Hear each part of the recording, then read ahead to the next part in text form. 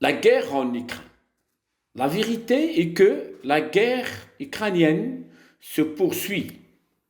Personne ne s'attend que cette guerre durera 6 mois et qu'il va connaître une tournure inattendue.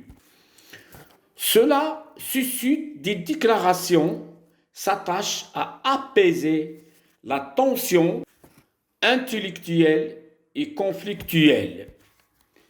Le président russe Vladimir Poutine a signé un décret qui vise une mobilisation partielle de 3000 armées réservistes.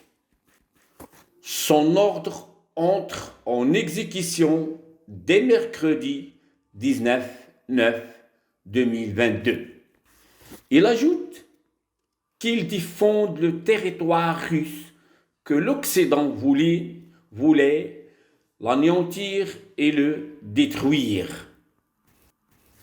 Dans un discours télévisé, il déclare que son projet est basé sur le fait de libérer les régions dont il vise et que les habitants de ces régions d'en basse ne veulent plus être à nouveau sous le pouvoir ukrainien, qu'il les traite selon qu'il appelait l'esclavage de l'Ukraine.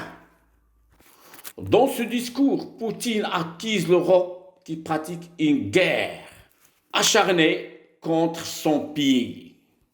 C'est pour cela qu'il les a avertis que son pays, prêt à l'utilisation de tous les moyens qu'il possède, envie de réaliser sa protection, en ajoutant que la Russie dispose de nombreuses armes pour répondre à ce qu'il voyait comme des menaces occidentales. Ensuite, il disait qu'il ne plaisanterait pas. Donc, la question posée, pourquoi ce message est diffusé à ce moment-là? À qui cet avertissement clair est adressé? À l'Occident et sous-entend à l'Amérique. Ce message est adressé au moment où l'Ukraine récupère des terres saisies par les Russes. Cette déclaration imprévue remonte à la retraite de l'armée russe et à l'avancée de l'armée ukrainienne. Peut-on dire aussi que la raison de cette affirmation, due au fait que la guerre encore sera prolongée considérablement, ce qui va contre l'intérêt russe, et en même temps de faire mêler les positions, embrouiller les plans, provoquer une scission à l'intérieur des rangs de l'Occident et d'accentuer le clivage dans leur consensus. Cette nouvelle offensive ukrainienne a remué le champ des dirigeants russes.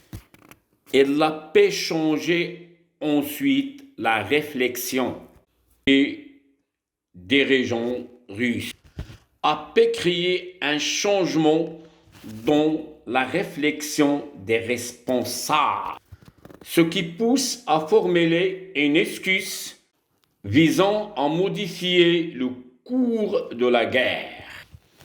Ensuite, cette déclaration tend aussi à ouvrir les portes de nouvelles négociations, comme on a constaté l'échange des prisonniers peut encore aboutir à des concessions présentées par les parties impliquées dans ce conflit.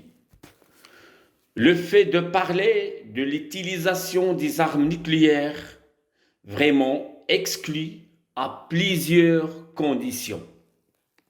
D'abord, la perte de confiance de toutes les parties et la communauté internationale envers la Russie. Ensuite, l'opinion publique internationale a un impact très fort sur la réflexion des responsables chargés d'armes nucléaires. Enfin, cette guerre place le monde entier dans une crise économique, sociale et politique. Aussi, il provoque une rupture brutale internationale.